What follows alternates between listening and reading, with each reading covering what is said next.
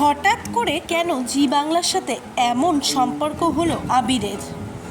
বাদ চলে গেল আবির, কিন্তু কেন?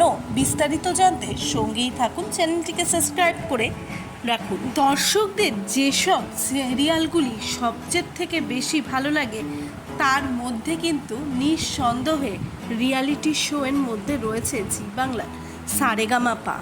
একসময় সারেগামাপায়ের প্রাণ ছিলেন যিশু সেনগুপ্ত।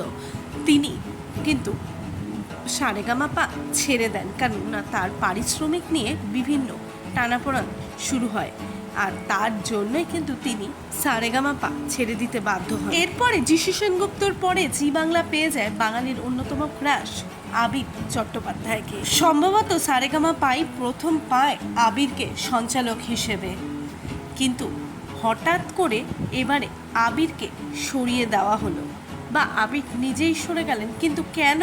তাকে রাতারাতি কিন্তু সারেগামা মঞ্চে আর দেখা যাচ্ছে না। তবে সারেগামাপা লেজেন্ডস এই অনুষ্ঠানটি সঞ্চালনা করছেন অরিন্বার ভট্টাচার্য।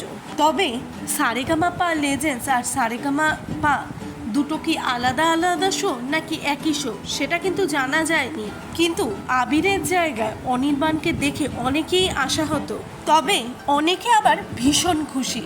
তবে বোঝা যাচ্ছে সারেগামাপার সঞ্চালকের ভূমিকায় জনপ্রিয় নায়কদের দেখে অবাক দর্শক, কিন্তু এও জানা যাচ্ছে যে আবির কেন ছেড়ে দিয়েছে সারেগামাপা, কেননা তার এত অ্যাসাইনমেন্ট, এত সব ছবির তা তিনি সই করেছেন যে এবারে তিনি আর করতে পারছেন না সারেগামাপা। তবে সত্যি সত্যি কি এটাই কারণ সেটা এখনও জানা যায়নি। আর আপনাদের কার কার ভালো লাগে আবিরকে? প্লিজ আপনারা আপনাদের মতামত অবশ্যই কমেন্ট বক্সে জানাবেন। আর তার সাথে কিন্তু আবিরকে কি আপনারা মিস করছেন, প্লিজ এটাও কিন্তু কমেন্ট বক্সে জানাতে ভুলবেন না।